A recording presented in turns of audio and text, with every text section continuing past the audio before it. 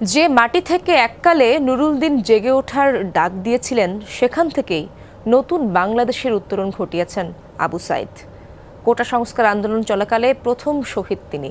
তাকে বলা হচ্ছে আন্দোলন আর দ্রোহ কাব্যের রচয়িতা। তার দুই হাত তুলে শাসকের বন্দুকের সামনে দাঁড়িয়ে থাকা দৃশ্য নিরন্তর উদ্দীপনা দিয়ে যাচ্ছে শিক্ষার্থীদের।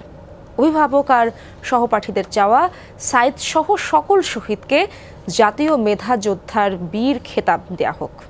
জাতীয় বীরের স্বীকৃতি ও সাহসের ইতিহাস সংরক্ষণের দাবি শিক্ষকদের।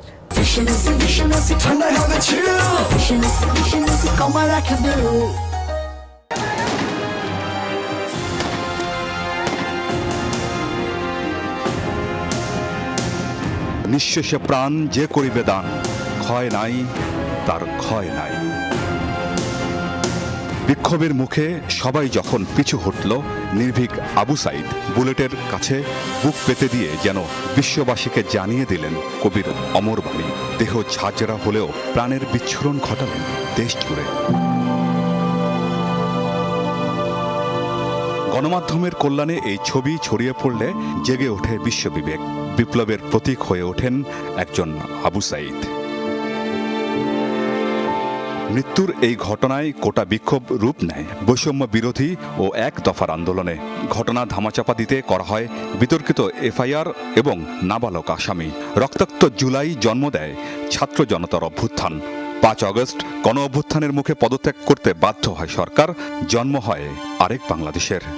একের পর এক যখন গুলি চলছে আর যখন হাত সোজা করে দাঁড়িয়েছিল, তখন সে শুধু আর একটা সময়ের বীর হয়ে থাকবে না, সে ইতিহাসের একটা প্রতিবাদী চরিত্র হয়ে থাকবে। এই বৈষম্যের বিরুদ্ধে, অন্যায়ের বিরুদ্ধে তিনি আবু সাইদ কিন্তু আমাদের সমগ্র বাংলাদেশকে জাগ্রত করেছে। সহযোদ্ধা, সহপাঠী আর সমন্বয়কদের মাঝে নতুন স্পৃহা জাগিয়েছেন সাইদ।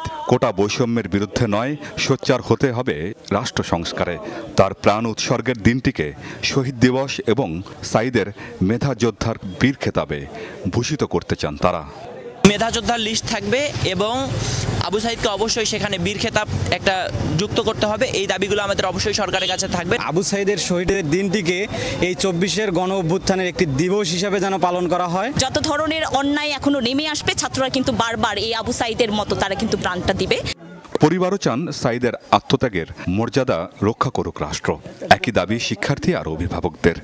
নতুন সরকারের কাছে আমাদের একটাই চাওয়া, আমাদের যেই দিন আবু সাইদ ভাইয়া মারা গেছে ওই দিন আমাদের শোক পালন দিবস করা হোক। যারা রাষ্ট্র পরিচালনা করবেন, তাদের এই আশাগুলো, স্বপ্নগুলো বাস্তবায়ন করতে হবে। আমার ছেলে প্রথম শহীদ হয়েছে, বীর হিসেবে বীরের মর্যাদা যেন সরকার দেয়।